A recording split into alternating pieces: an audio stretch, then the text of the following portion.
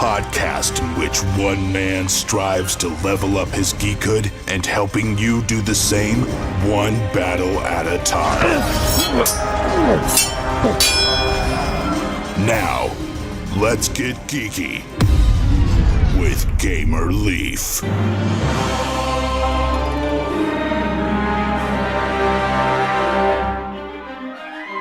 You're in your nest, you're traveling along the corridors of a maze looking for cheese. Around every corner there could be a cat, there could be traps, who knows? You gotta get that cheese before the other mice do. Once you get it home, it's time to dig in. Did that sound familiar to you? It didn't to me either until I found out about this great game on Kickstarter, and luckily enough, we're lucky enough to have on the creator of Cheese Quest, a game of tactics and sabotage, the creator and mastermind of that game on our podcast tonight, Phil. Is that correct, Phil? That's where you fit into the whole equation, am I right? Yeah, I'm the designer of the game. Pieces don't fall, card holder, card chute, and fits on flight luggage. And it fits in your car. Yeah, I said that. Oh, there you go. She already said that. So, yeah, this is the best thing since sliced bread. And tell us about it. What can you tell us about it? Why were you excited about it earlier? Do you remember? Because we're getting it.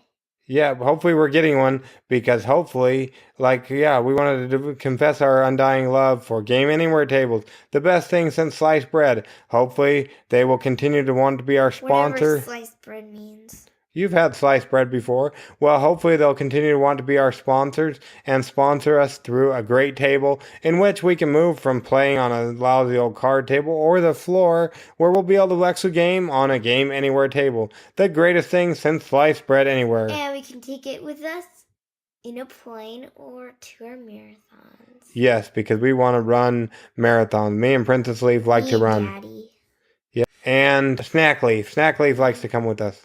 So, yeah, there's that, too. So, yeah, we really hope that they'll continue to keep us on as sponsors. This episode has been graciously brought to you unofficially by Game Anywhere tables. The greatest thing since sliced bread and just regular dining room tables. These are better. Better than sliced bread. Better than sliced bread and better than playing on your dining room table, or as we like to say. We don't do that. We play on our coffee table. Yeah, we play on a little coffee table. But we don't drink coffee. But we don't drink coffee. But we're part of the Christian word, but we're part of the Church of Jesus Christ of Latter-day Saints.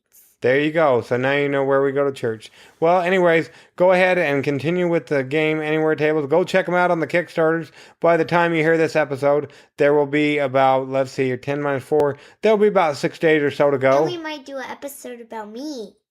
And I guess we might do an episode about Princess Leaf. I don't know what that means. Or about the family. Well, there you go. You heard it here first on Getting Geeky with Gamer Leaf. You already know about Gamer Leaf. Yeah, you already know about me. So, thank you. So, Phil, let's get back to the beginning. How did you actually get into board gaming? I got into I've been playing games since I was a kid. Always loved games. They've always been my, escape.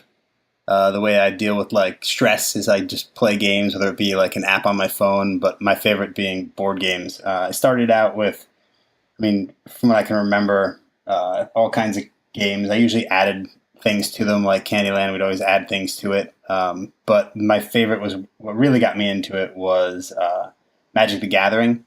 Got me into, card games and, more complicated strategic games rather than, roll and move kind of games. And eventually a friend introduced me to Carcasone, and that really blew my mind. And I got into that pretty hard. I wanted to play it again and again and again, and then I got into Dominion and a bunch of other kind of gateway games that get you into the more complicated and just diving it deeper and deeper into the game, board games that are coming out more recently. So. But it was for me, games have just been always a very familiar thing. So it's something I've always enjoyed and always loved to do. So it was never a point where I was like, oh, now I'm into games. It was just a matter of how complicated the game became and how much I got into it. Cool. And you talked about always adding things to games.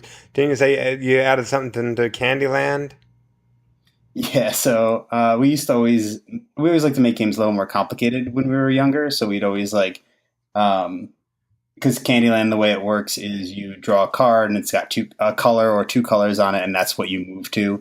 So you like move two reds or one red. So we used to just kind of add things where it was like, all right, if you draw two doubles in a row, you'd move backwards, and just adding like your kids, so you're adding like crazy simple, like nothing overly complex, but just crazy rules that just makes the game longer because we never liked how quick Candyland was. It was, I mean, a simple game, so we'd always like to complicate it a little bit.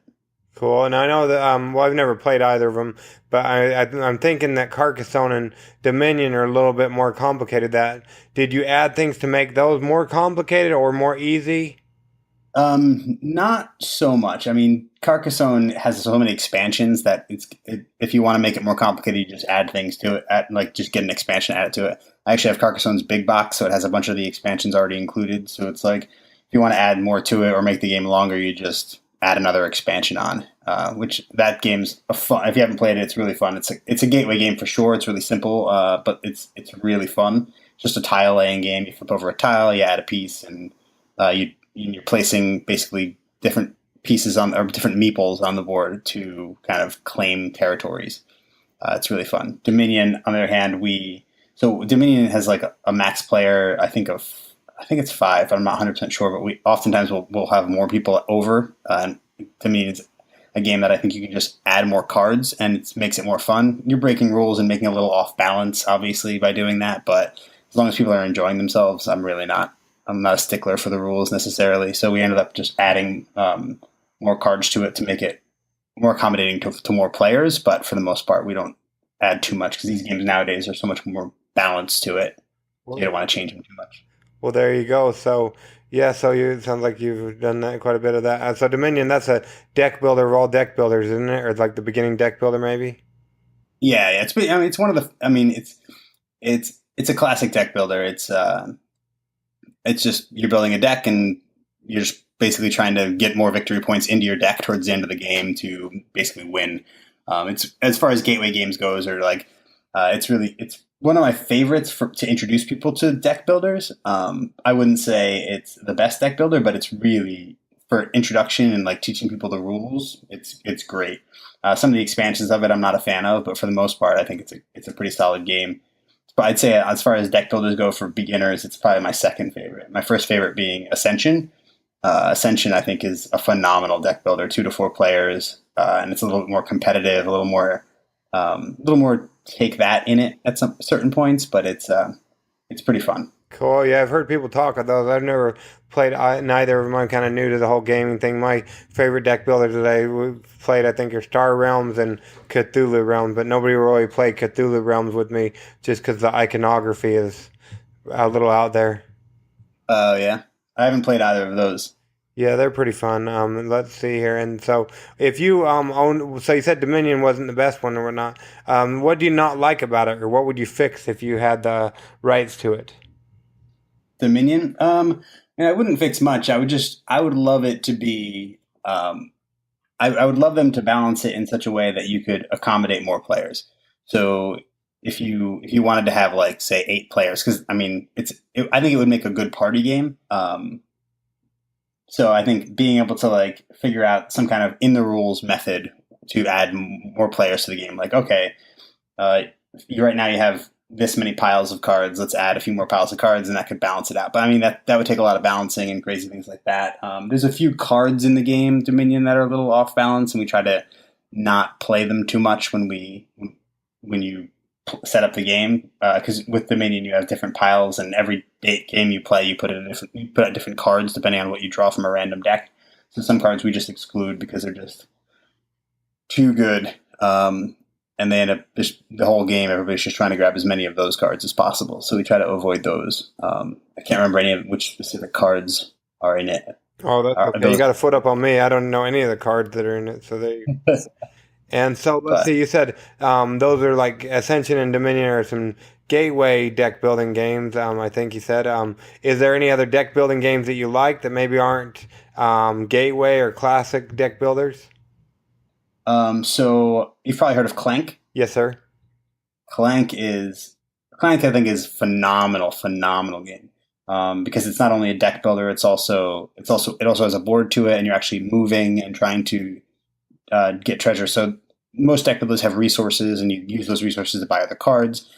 Clank did a clever thing where they have a resource that is movement, basically, and you use the cards to move around the board, as well as use the cards to buy other cards and attack monsters and things like that. So it's really, really clever, really, really cool. As far as a deck builder goes, it's definitely a deck builder. It's very reminiscent of like a Dominion kind of deck builder, but done in such a clever way that it's just really fun, really cool. It has a little bit of the feel of Acension in it as well. Yeah, that one I think is, as far as modern deck builders or recent deck builders, that's one of the top of my list right now. I actually have it sitting like right next to my desk right now because I've been playing it so much. Well, there you go. Yeah, so I think that's on our list. I had never heard it described or whatnot, just that it was a good game, and I think it's on our list. My wife usually does the research. She was the one first to get into the games. I kind of joined a little bit later. So, is that one of your favorite favorite game mechanics? Is deck building, or is it something else? Deck building is definitely one of my favorite. I mean, I kind of like love games so much that I really try not to judge too hard on mechanics. As long as the game is fun and entertaining, I'm okay with it. But there are some mechanics that are done well and some mechanics that are done not well. So as far as deck building goes, I really enjoy deck building because you get to think a little bit, you get a strategy, and there's a little bit of a random element with some of them. When you're doing deck buildings like Clank, you're flipping over cards. So when you flip over those cards, you get a random card. You don't know what's going to come up. So it's a little bit of you have to quickly like strategically pick things, similar to like a market in Cheese Quest. My game, there's a market as well, so it's similar to that, in where like you have a random element, so you have to think on your feet really quickly, but also you want to plan ahead and do strategic things. So that's the one thing I like about Clank. Whereas Dominion, you're really basing it off of your hand and what you have in your hand that you can just buy that turn. So planning is a little harder to do unless you're really strategic in building your deck. So I'd say deck building is one of my top, but I don't know that it's my favorite thing. Okay. If I could pick a favorite mechanic, I mean, I love so many that it's hard to pick. I could tell you what I don't like. What's that? I don't like mechanics that I'm not a person who likes to like do like role playing, or like, not, I wouldn't say role playing, but like acting, or like mechanics that have like trivia involved in them. Anything that's like that takes me out of the game to like do things bothers me. Only because I don't think of myself as like a quick-witted, I'm gonna like come up with a great answer. So games that have like debating in them, or like you have to like entertain people, like games like Cards Against Humanity, or like any kind of game where you're like there's a lot of games nowadays that like we Improv? try to like improv or anything like that. I'm not quick enough to ever win those games. I think I'm pretty funny, but most people don't think I'm pretty funny. So in most of those games I just don't really enjoy, because I'd like to watch other people play them, but I usually step back and don't participate. Okay. And so the word on the street is that you have a Kickstarter game out there. What can you tell us about it? Cheese Quest, the quest for cheese. A little redundant, I know, but it is a game about it's a game, basically what it sounds like. You are mice in a maze trying to get cheese.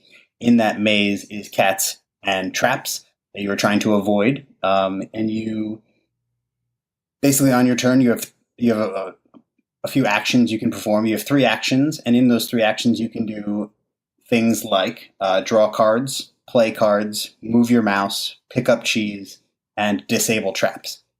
And you do that by using cards or just performing the action. So cards do things like move the cats, place the traps, help your mice move faster or do different things.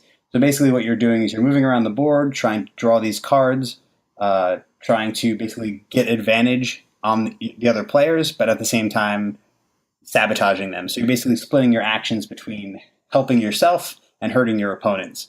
It makes for like a pretty fun, strategic, take that kind of atmosphere. But it's the thing I love about it, and the reason I made it was I wanted a game that, because I play so many gateway games, because a lot of my friends don't play games. I like the fact that it's easy to learn, doesn't have any crazy mechanics that are hard to pick up, and it's good for the entire family. Like kids love it, adults love it. One of the greatest compliments I've gotten about the game was that a friend had asked me after playtesting it. She's like, "What age group are you thinking about this for?" And I said, "Probably 8 and up." And she's like, "That's great, because if I gave this to my kids, she would play that with her friends and they would love it. And if I played this with my kid, we would both have a great time. But if I kicked my kid out and played this with my adult friends, we would also have a good time." And that to me was like exactly what I wanted. That was the perfect thing she could have said. It was great. So that's my goal, is to have a game that pretty much anybody can pick up and play easily, kids, adults, and just have a great time. Well, there you go. That's cool. So let's see here. So you talked about playtesting. Was there anything during the playtesting that you guys had to scrap because it just wouldn't work? Oh yeah. So Cheese Quest has been around, has been being kicked around by me for since 2014. So it's been in the making for 3 years. It is the game. I mean, if you looked at the game it was 3 years ago and the game it is now, it is completely different. I play tested the game. I play tested it so much. And originally it had tile laying, it had instant kills, it had a lot of like hard take that kind of, like, if you got ahead in the original game, it was really, really hard to catch up. So, or if you fell behind, it was really hard to catch up. So there was a lot wrong with it. It was very unbalanced. Originally, it wasn't meant a game that I ever meant to put on Kickstarter. It was just a game for me and my friends to play. So it was never that important that it was balanced. But then I actually started playtesting it and like becoming really serious about it. And I was like, oh yeah, this is broken. Oh yeah, this is broken. I went to like a couple unpubs and a couple of very a place called Cardboard Edison, which is in New Jersey, and it's the group of people who just do playtesting. Great group of people. If you're ever in the area and want to playtest games, they're usually having sessions on weekends. Is that a game store, or what is that exactly? No, it's just a group of people. If you go to cardboardedison.com, they're just a group of people who do playtesting, and they give advice and try to help you make your game better. And I brought it there when it was like in its beginning phases, and did they kick you out on the street? No, but I felt like they wanted to. It was pretty awesome. It was early stages, and they understood. They were they were like, but the game needed a lot of work at that point. So they were really, really helpful. They were able to like kind of push me in the right direction. And the nice thing about playtesting with strangers is strangers have no reason to tell you that it's a good game. If you play with friends are going to be like, oh, it's great. Yeah, I love it, even when it's crap, So they were able to like kind of push me in the right direction, and then I started taking it more and more seriously. They gave me some really good advice, and then I started playtesting with other people, a lot of strangers, and I got it to the point where it was at. And then I did what's called blind testing, and that's when you write the instruction manual, you send out the game to people you don't know, and you have them read the manual and play it with their friends and kind of report back. If for blind testing, you can be there, but the point is for you to just not say anything and see if they can figure out how to play and if they're playing correctly.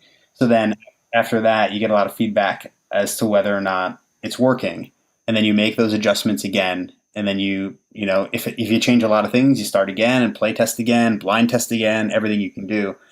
So I ended up it was about, like I said, it's 3 years old, but the game that it is now has been play tested probably for about a year till I got like to the point where I was like, okay, it's ready. Let's like do this. Yeah, it was cool. So, yeah, I was listening to let's see, what is it? I was listening to a podcast, We're Not Wizards, and they had a lady on, I forget who it was. I think her name was Molly. She just recently released she has a game coming up on Kickstarter, and she talked about that was great when a stranger likes this, so it can't be that bad, or that was a good compliment when a stranger liked the game. So that sounds like that's a good idea. So going back to Cardboard Edison, I think that's what you called it. What did they think of the rendition you have now?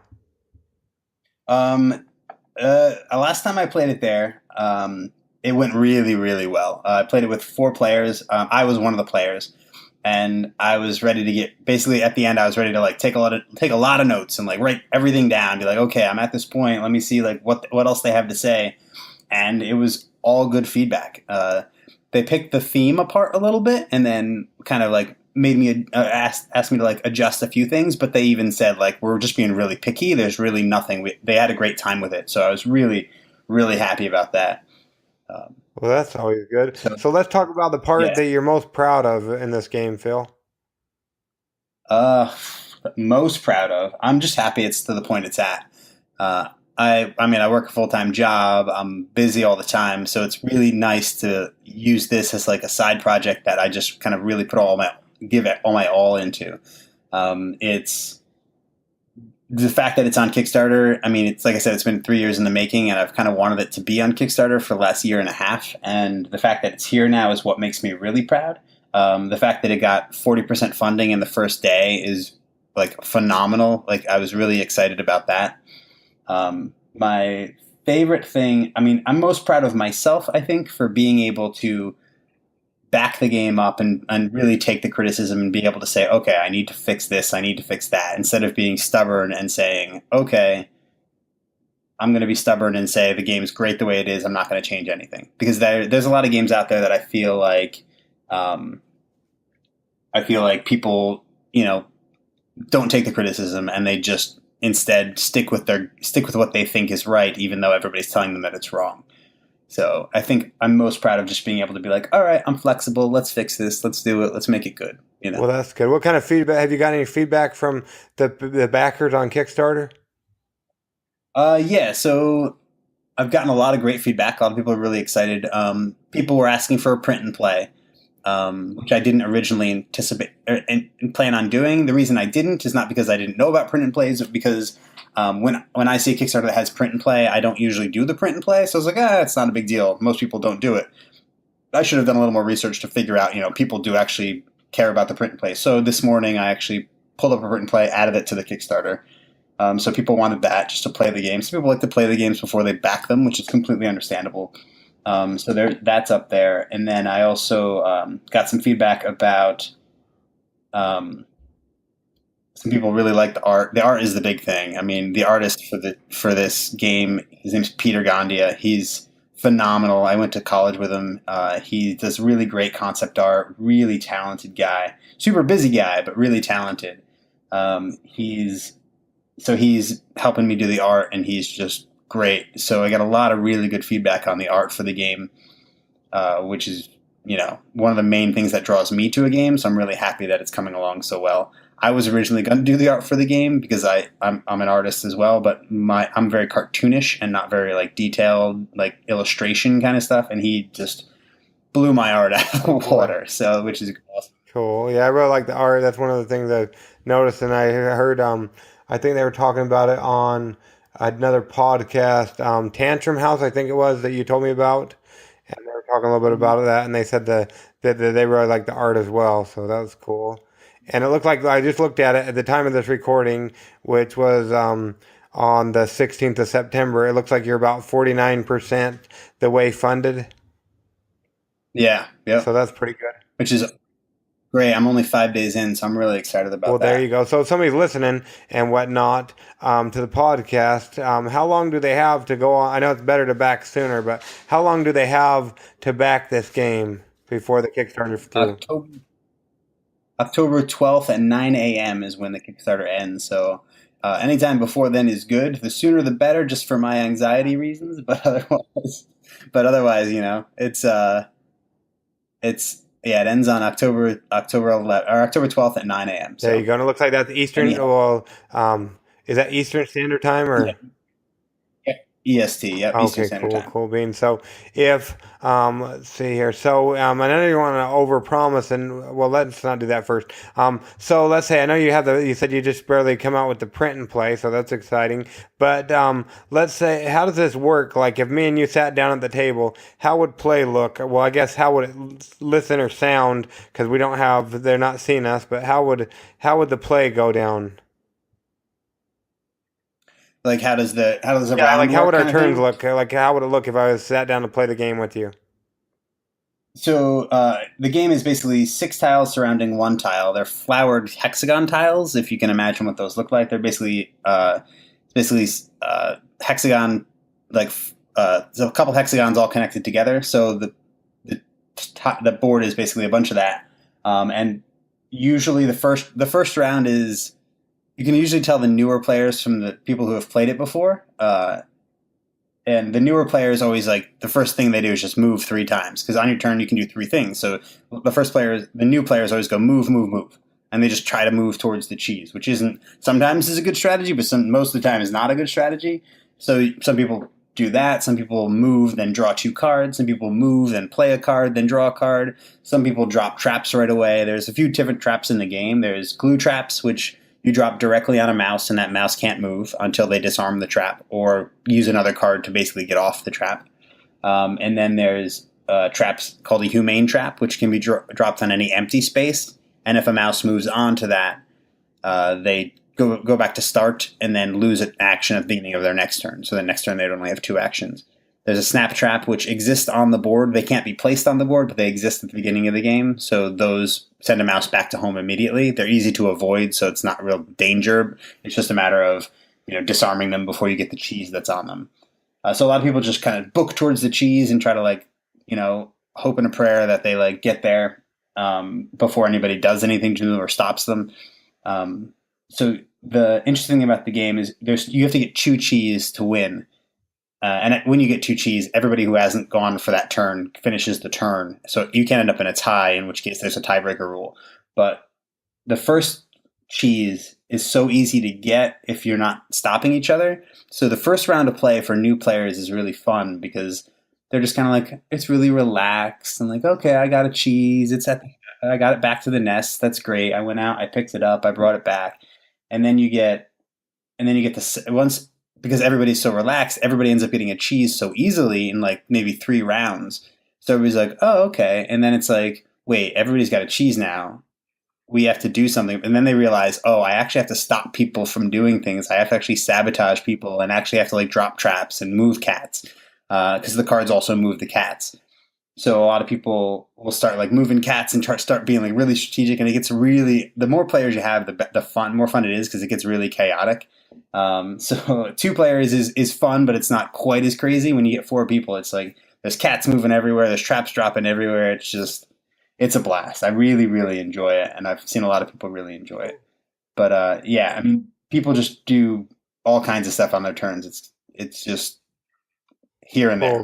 Cool beans. So I'm told I suffer from analysis paralysis. It sounds like there's lots of things you can do on your turn. Will people hate me more, as it might take me forever to figure out what I'm going to do on my turns? I don't think so. A lot of people plan it. The one reason I have 3 actions per turn, one of the things I actually play tested out of the game, was you could do as much as you wanted on a turn and pass when you were ready. But there were cards that allowed you to move instead of just moving yourself. So you couldn't, so you had to play a card to move. So it was all card based. I ended up testing that out because people were taking so long on their turns, because they were trying to think really hard about how they could combo this and that. Now, because of the way the game works and you only have 3 actions per turn, it's a lot easier to plan your turn ahead of time. Sometimes you'll wait to see what the person before you does, or people before you do, to really decide, but usually you have a good idea, because your options, even though you have a lot to do, your options are really move, play the cards. Usually people have 3 or 4 cards in their hand, and then the market is out, so drawing a card is usually 3 or 4 cards, and usually if you want one of those cards or not. So it's most turns are pretty quick. The game plays really quickly. It's about 35 minutes is the average time. On the box, I'm going to say 45 minutes to an hour, because that's usually the longer times.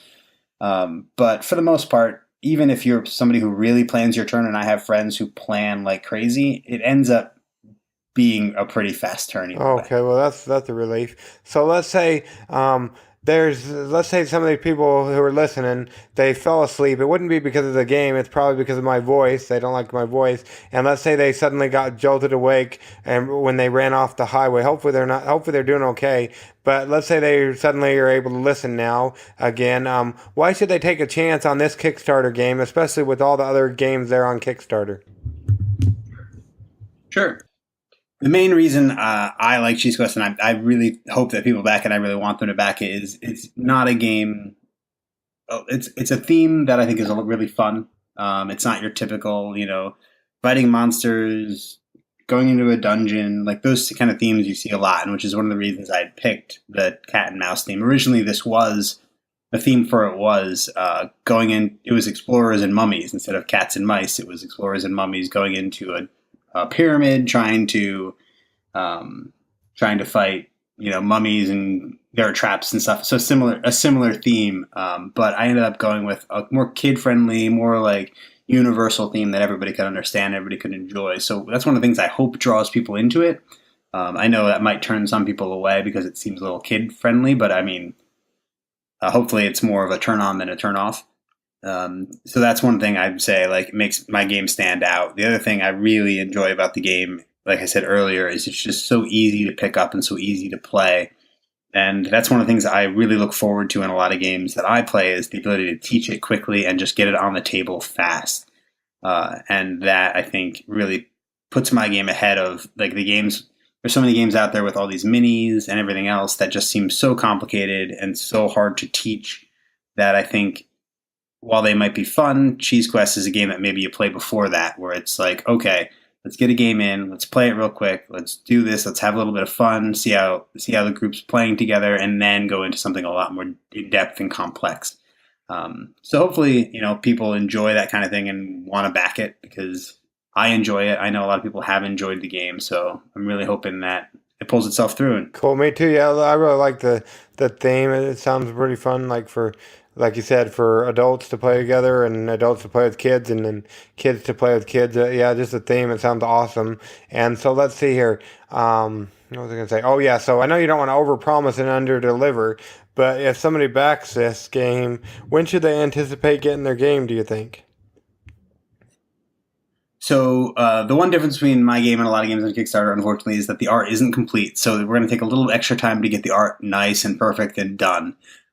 So a lot of the art is sketched out. If you go to the Kickstarter page, you'll see that, but that has to be all like colored and drawn. So we're going to give a little time for that and then go straight into production. I'm hoping to have the game. Well, not hoping. As far as my plan goes, everything should work out to have it February of 2018 or before.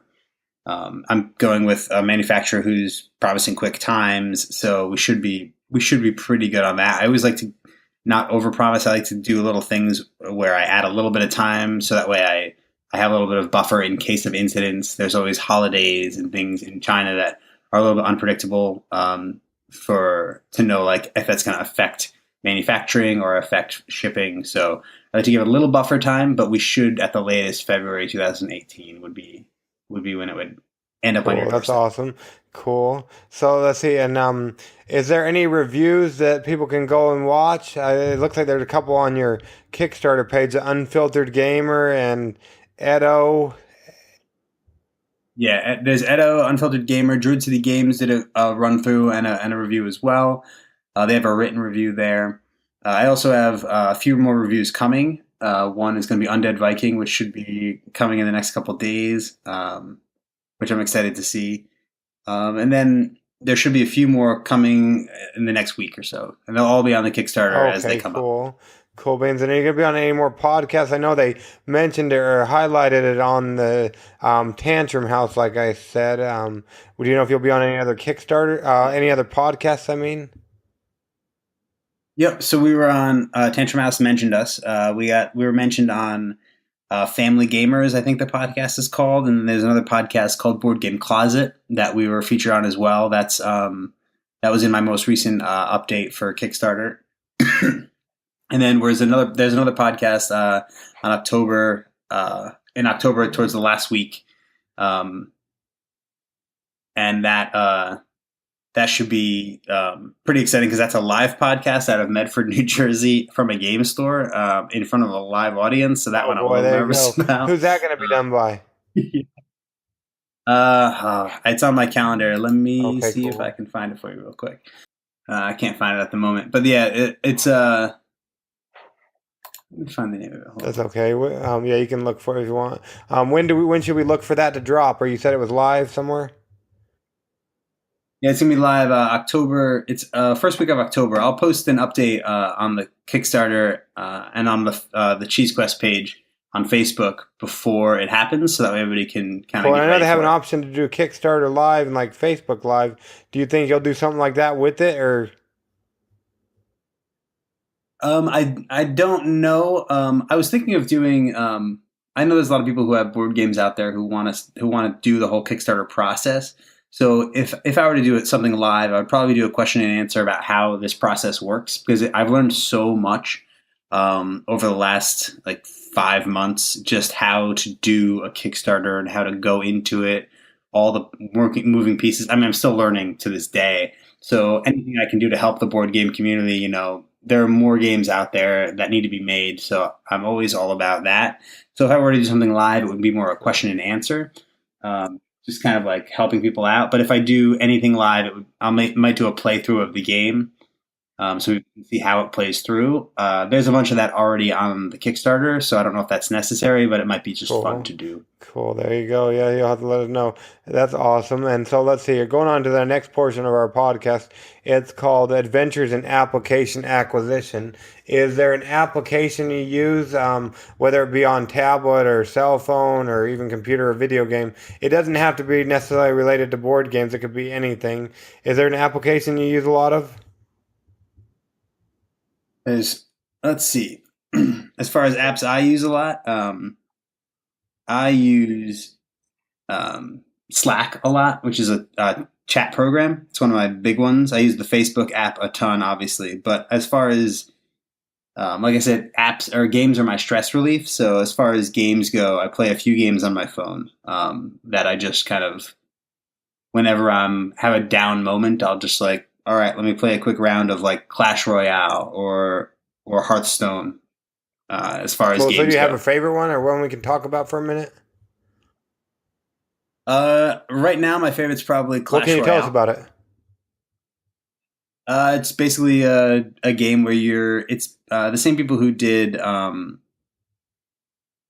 can't think of the name of it at the moment, but it's a familiar, if you see the graphics of it, it'll be pretty familiar. But basically it's a card game where you're in an arena and you're playing cards, and those cards drop minions basically who are trying to basically send those minions across the board to take the towers down of your opponent. And so you're just going back and forth. It's kind of mindless, but also slightly strategic, a little fun, sometimes frustrating when you're like when you think you're going to win and somebody actually like turns it around and like comes at you. But for the most part, it's just really fun and kind of helps you break the stress. Cool, Bean. So if you owned the rights to Clash Royale, that's what you called it, what would you do, would be one thing you would do to make it better? So they have a 2v2 version, which is, I don't know if you've played Magic the Gathering, but it's a lot like two-headed giant where there's two of you playing on the same side and there's two on the opponent's side. And so they only do that a certain number of weeks, and then it goes down for a little bit and comes back up. And you don't, they have levels that you move up as you play the game. But only in single player level, and that you get better arenas and have the potential to get better cards. What I would do is, just to make the game a little more fun for people who really like the two-headed or 2v2 version of the game, it would be nice to have like either a separate counter that keeps track of, making your progress, so that way you can get the better cards and access to the better cards as you go up, or either combine them somehow so that way you can do both. Where as you increase your play and how well you do in the two-headed giant, or the 2v2 version, I should say, then you'll progress on that level as well, instead of just having to do 1v1s all Cool, the cool time. beans. So you heard it here first on Getting Geeky with Game Relief, what Phil would do to make it better. So if you're listening, even if you're not listening now or listening later on, we hope to make a green podcast. You heard what you can do to improve the app a little bit, but it sounds like it's pretty fun anyways. Yeah, so we wanted to thank you for coming on Getting Geeky with Game Relief, Phil. How would somebody, minus coming there to New Jersey to stalk you in your hometown, how would somebody go about finding you, Phil? I mean, Facebook. I'm always free and happy to talk to people. So I'm a very social person. I love chatting with new people. So Facebook would really reach out. Twitter. I'm also on Twitter, but just Phil Shad. You know. Cool, and we'll make sure we leave links to all this in the show notes, especially to your Kickstarter page. Yeah, and is there anything we should be looking for? Like, do you think, are you done? Is this going to be a one and done, or do you think you liked it so much you might come out with something later? If this succeeds, Well, there we you just go. broke See, 50%. That's awesome. That's great. But if this succeeds, if Kickstarter does well, then yeah, I will definitely be doing more games. It's something I really enjoy doing. I have a lot of plans for other games. There's some that I've been testing. So I'd really love to do more, but let's see how this one goes before I get my well, there you go. hopes Is your too F5 high, you know? or refresh button broken yet? Luckily, Kickstarter refreshes itself, so I don't Well, have there to you hit go. the button. Even though I There have you go. That saves your done it finger a anyway. little bit, so that's good.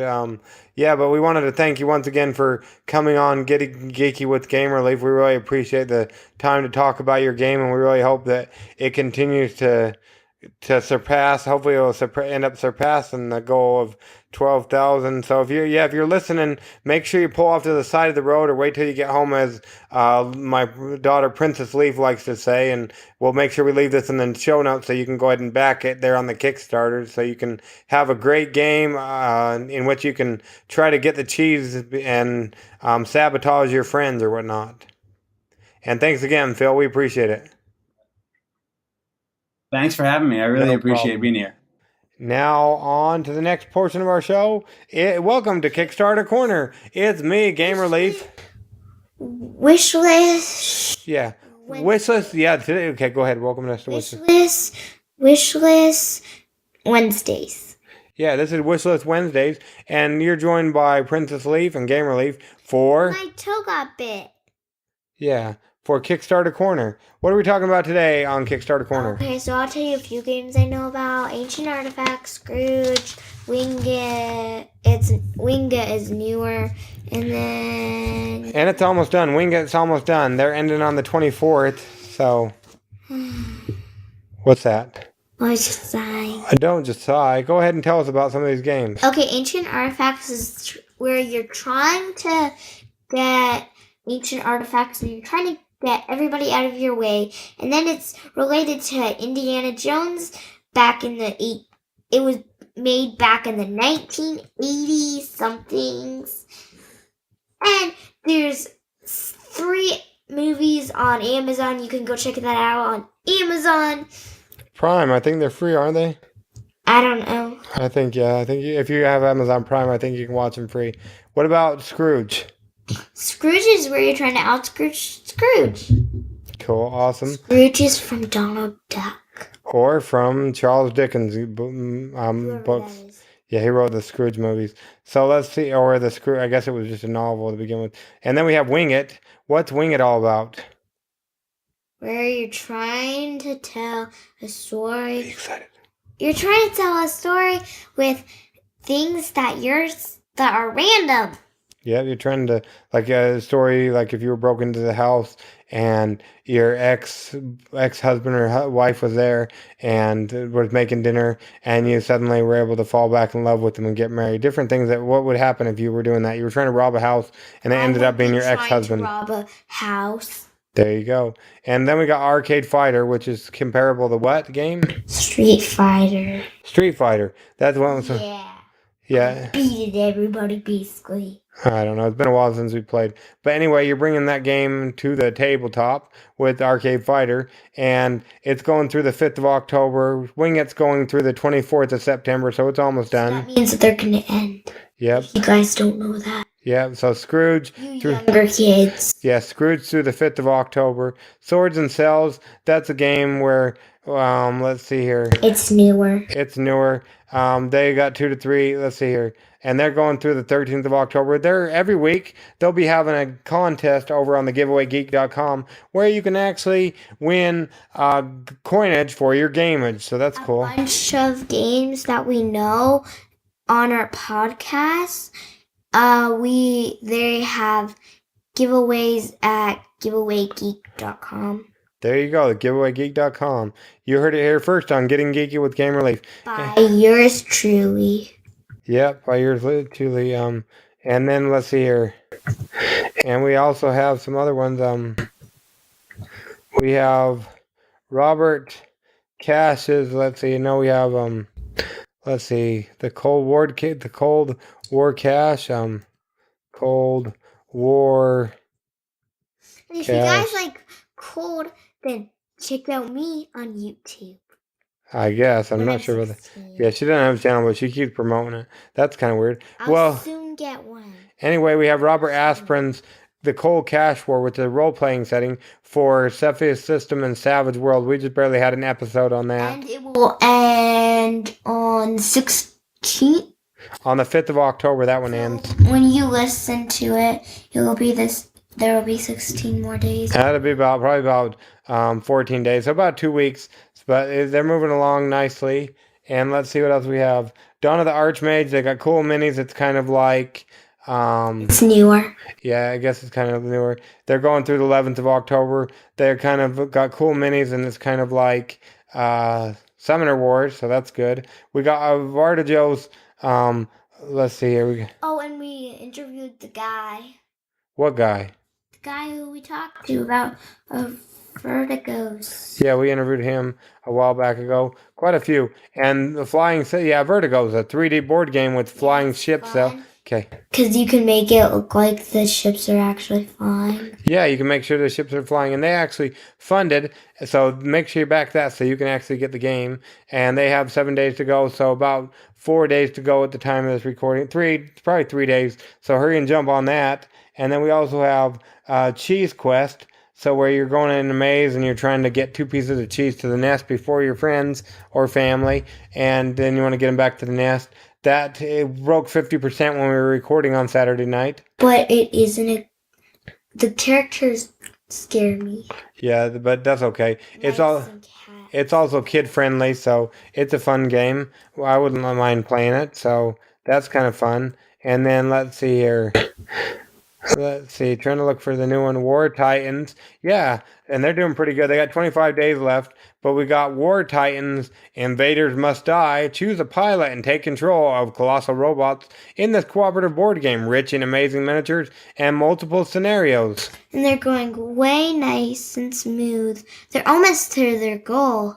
Yeah, they are. They're 37,500 out of almost 66,000 is what they're trying to raise. So that's pretty good. They got 25 days. So about 22 days at the time of this time of you hear this. It looks like you get a lot of stuff in the box. It is a cool game. I want to say, I don't know if it is, but some of the pictures on there look like they remind me of Transformers, but I don't think they are. So that's kind of cool. And let's see, did we cover everything? We got Ancient Artifacts. We got Scrooge, we got Wing It. I think we got about all the Kickstarter games that we can afford to talk about. If you have a Kickstarter game that you'd like to hear us talk about, go ahead and contact me, Getting Geeky with Game Relief, over at Game Relief Go. Or on Facebook. Yeah, on Facebook. I can make a message on Facebook under Game Relief. Yeah, Getting Geeky with Game Relief, or you can email me at gamerelief@gamereliefgo.com. Probably Facebook is the best place to get a hold of me. You can always go to my main Facebook account, which is Blake Leafty, but otherwise you can go to Getting Geeky with Game Relief. We're more than willing to talk to you, and so that is good. Or you can go ahead and contact, also if you want to hear hear your show talked about by me or the Giveaway Geek, you can go ahead and contact him as well. He'll know what to do, and he has great giveaways. And also, when I'm 16, you'll be able to watch me on YouTube. It will be called Girl Power. We can only hope. With my younger She remembers sister. that. Yeah, she's got a younger sister. Little Leaf, you all know about that. Well, anyways. A.K.A. Queen Leaf, A.K.A. Bat Leaf, A.K.A. Batgirl Leaf. Yeah, so whatever you want to call her, we call her Little Leaf. But anyways, let's go ahead and let them know what they've won. You want a free episode. You won a free episode. Stay tuned for our next episode, which will be on Friday. This has been Getting Geeky with Gamer Leaf, and we hope you enjoyed the show. If you did, make sure you go ahead and leave us a review. Where do you leave us a review at, Princess Leaf? Do you remember? iTunes. And don't steal, just ask. Yeah, don't steal. Just ask them if you can use their phone. If they don't say it, then you borrow it. Yep. So if they don't say you can use it, just borrow it and give it back. But he said it. Yeah, you can't blame Princess Leaf on this, but we really need your reviews. They help us out tremendously. And if you want to be on the show, make sure you send us an email or Facebook message us. Now, this has been Getting Geeky with Gamer Leaf. Also, please bless me for my toe. Her toe hurts. Hopefully it won't hurt by the time you hear this show. Make sure you ask us about it. We'll keep you up to date. Now, go ahead and sign us off, Princess Leaf, if you would. J-House out. Not J-House. She did that last time, too. That's one of her favorite YouTube channels. What we would say in a situation like this is, this has been Getting Geeky with Gamer Leaf. We'll catch you on the... Leaf side. We'll catch you on the flip side. Have a great night or day or whenever you're listening to this.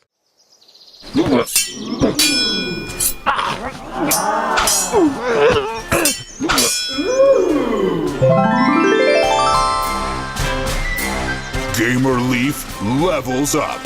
Tune in next week to see if Gamer Leaf's luck holds up.